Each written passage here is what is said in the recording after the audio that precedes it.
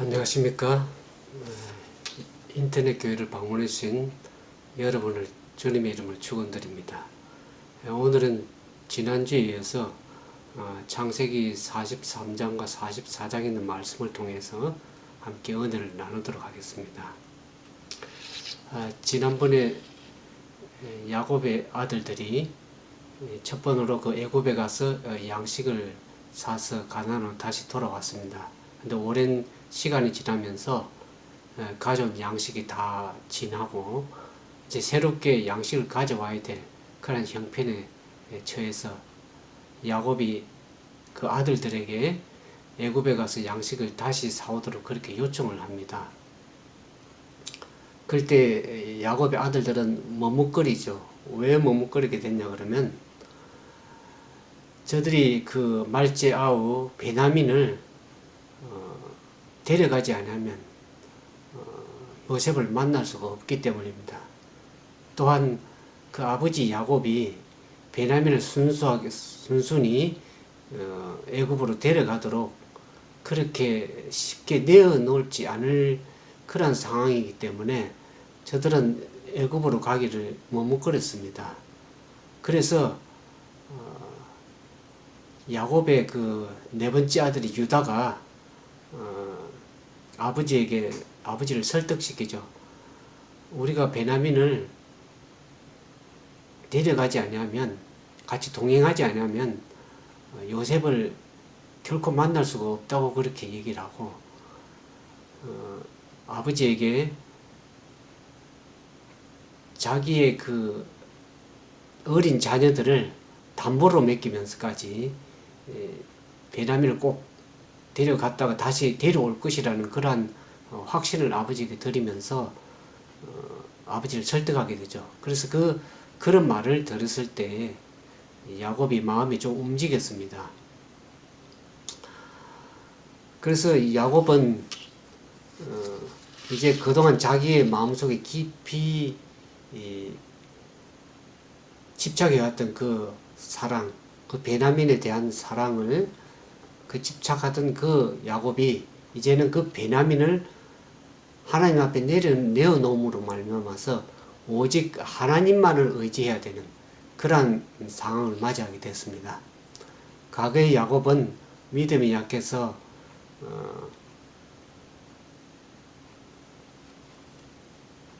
자기 자신의 마음속에 간직했던 마지막 사랑인 그 베냐민에 집착하게 됐지만 이제 그것을 포기하고 온전히 하나님만을 의지하는 하나님의 긍휼하심만을 바라볼 수밖에 없는 그런 상황에서 주님만을 의지해서 이제 전능하신 하나님을 찾게 됩니다.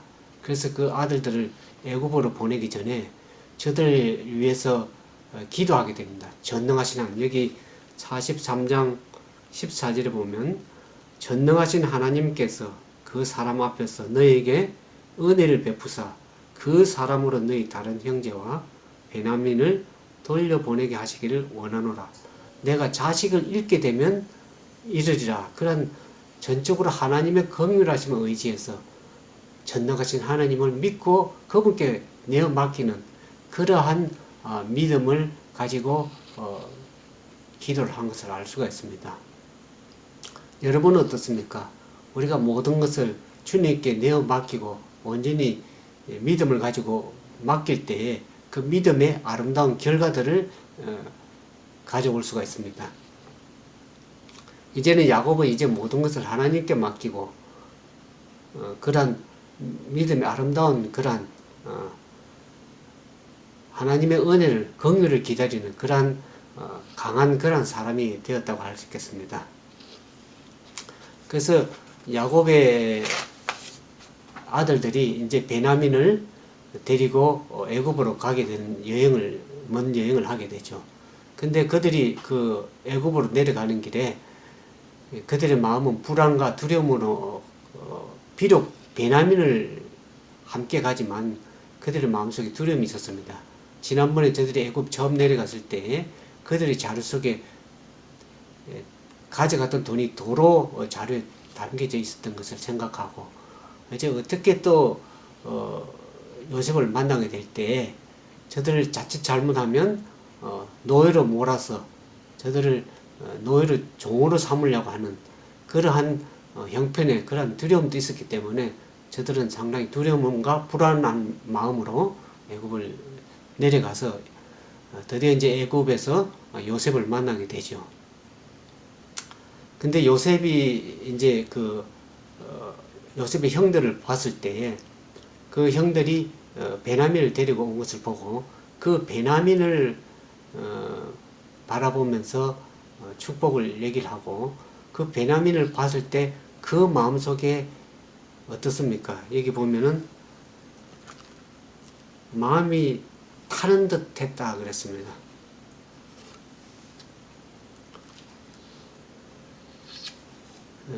그들이 그 요셉을 그 앞에 가서 요셉을 만나기 전에 그들이 이제 그 자료에 가져온 돈 때문에 불안해서 그 집을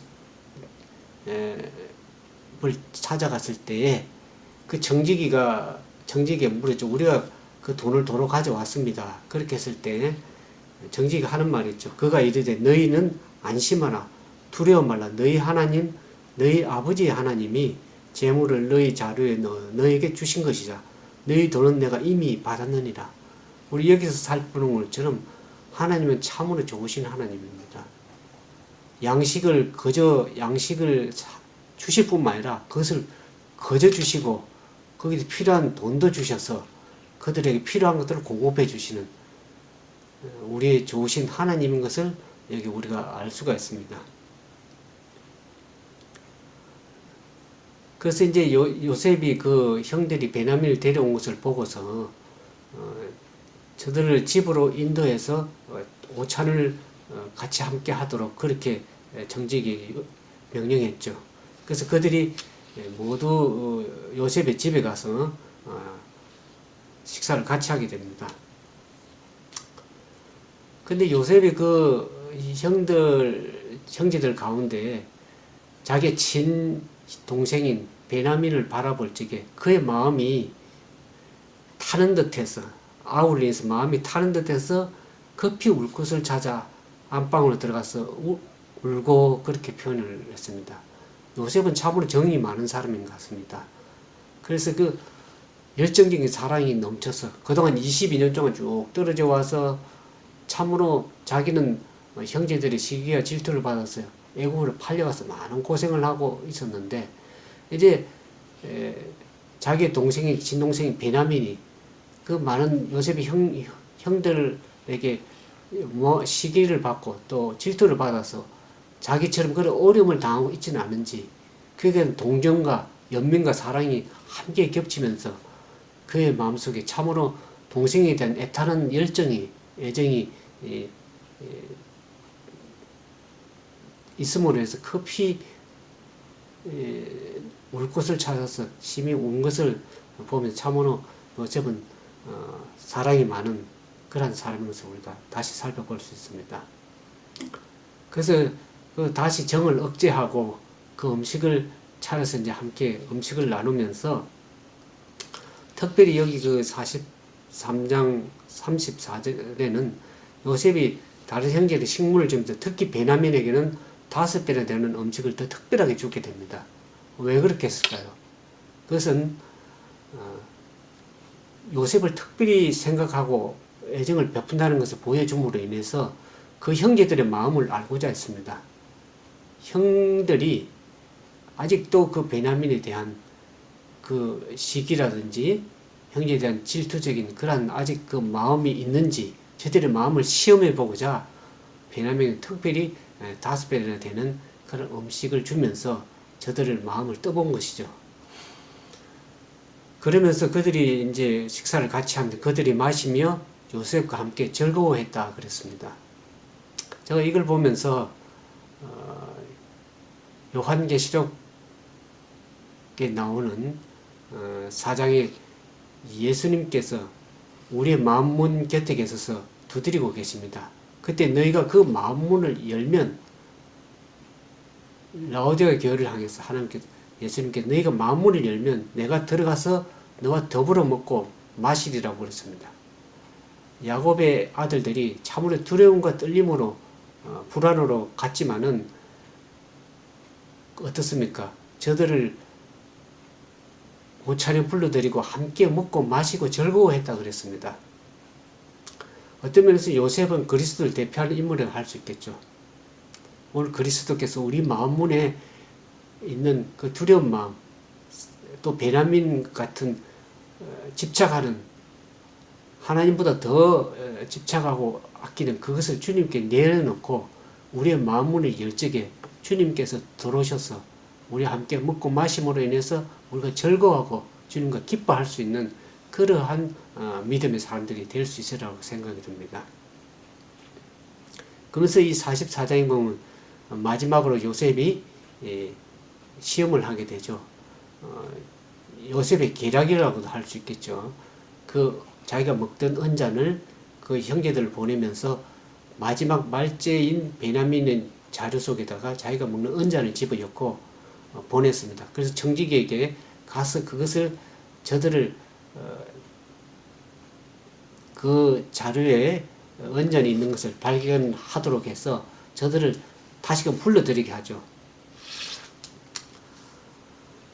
그래서 그 청지기가 그들이 멀리 가기 전에 쫓아가서 저들의 너희가 어떻게 선을 악으로 갚느냐, 너희가 주인이 쓰는 잔을 어떻게 그렇게 훔쳐갔느냐고 그렇게 했을 때 저들이 자료를 다 열어봤습니다. 하나하나씩 열어볼 때 마지막 말째 아우의 자료 속에 은잔이 발견된 것을 생각하고 저들의 마음이 얼마나 당황되는지 모릅니다.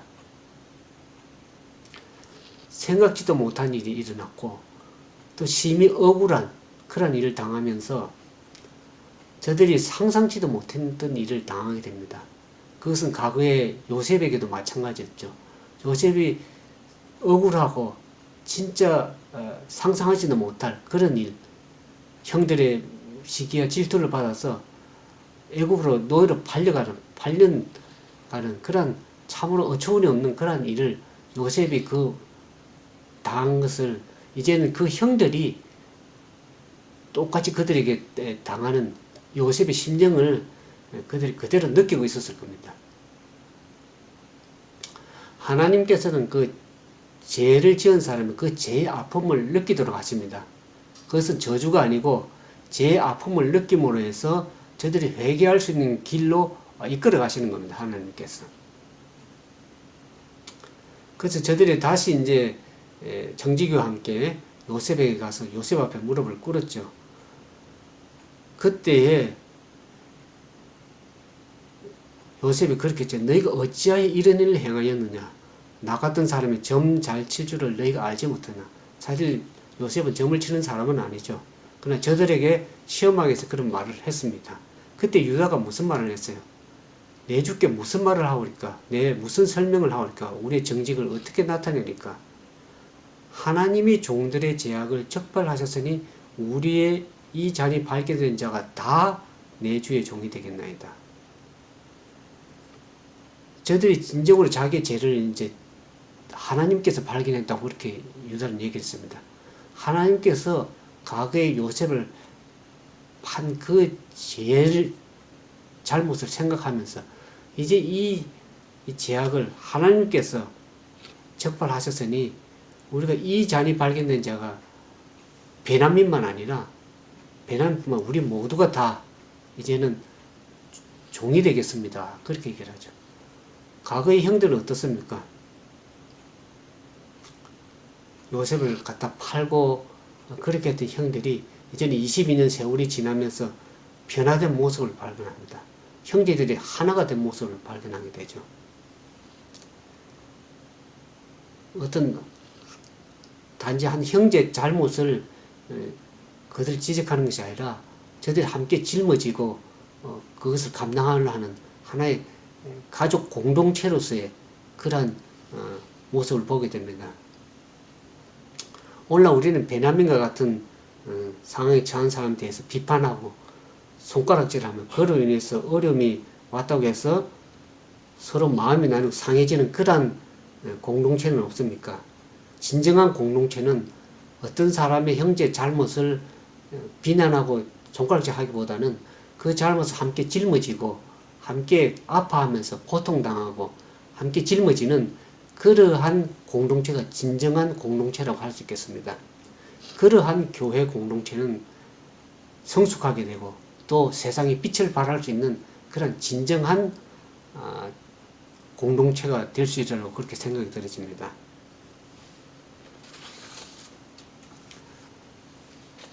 그러면서 여기에 우리가 이제 살펴볼 것은 야곱의 형제들한테 유다의 모습을 보게 됩니다. 유다는 그렇게 얘기를 하죠.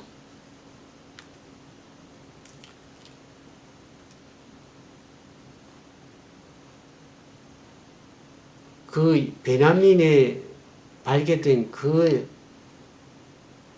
언약이 발견된 걸 생각하고 자기가 이제 그 베냐민을 형제들과 내보내고 저가 종이 되겠습니다.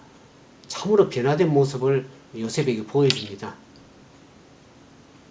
철저하게 자기의 지난날의 잘못을 회개하고 또 아버지의 그 아픔을 다시금 또 두 번째 겪게 할 수 없는 참으로 그런 마음에서 이제는 형제들 다 베냐민에게 보내고 자기가 진정으로 종이 되겠다는 거예요. 노예가 되겠다는 것은 사실은 그 당시 상황은 그것을 유다는 모를 리가 없었습니다. 종은 자기의 모든 생각, 자기의 모든 계획을 다 버리고 주인이 시킨 대로 그대로 해야 되는 자기의 계획과 삶이 전혀 없는 그와 같은 종으로서의 삶을 사는 것은 자기 자신을 완전히 포기하고 버리겠다는 그러한 얘기죠. 그래서 과거 22년 동안에 지난날에 요셉을 주동적으로 노예로 판 그 유다가 이제 참으로 변화된 삶의 모습을 통해서 보여지는 것을 우리가 알 수가 있겠습니다.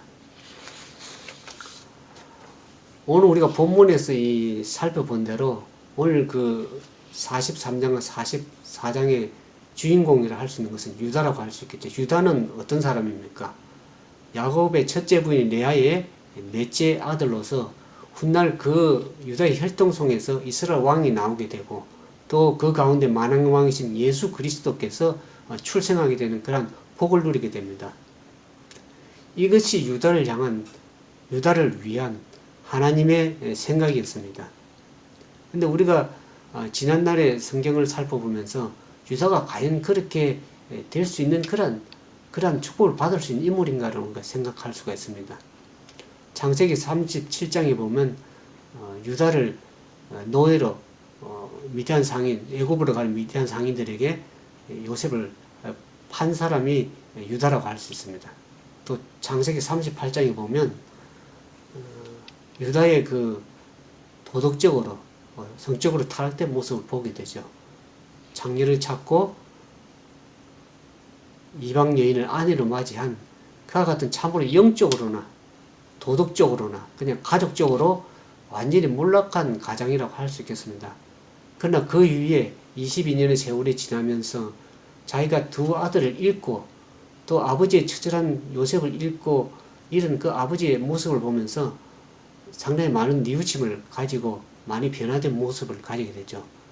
사실 그 야곱의 아들들이 요셉을 판 그 형제들이 저들이 많은 그 죄로 인해서 많은 오랫동안 죄책감에 시달리고 인생을 살아가면서 많은 후회와 고통을 당해온 것을 우리가 알 수 있습니다. 그러나 성경에는 유다의 얘기 외에는 다른 형제에 대해서는 언급을 하고 있지 않습니다. 그러나 유다는 어떤 그 변화된 모습을 보냐면 33장에 보면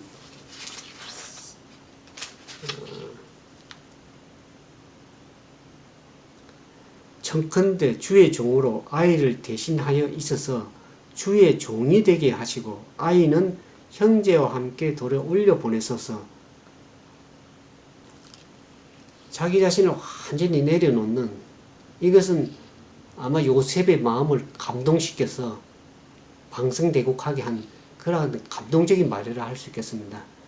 22년 전에 유다 입에서 나온 말은 요셉을 갖다 팔려고 하는 마음인데 이제는 완전히 회신되고 변화된 모습으로 자기가 대신 베냐민을 대신해서 종이 되겠습니다 하는 그 모습은 완전히 자기가 죽지 않아간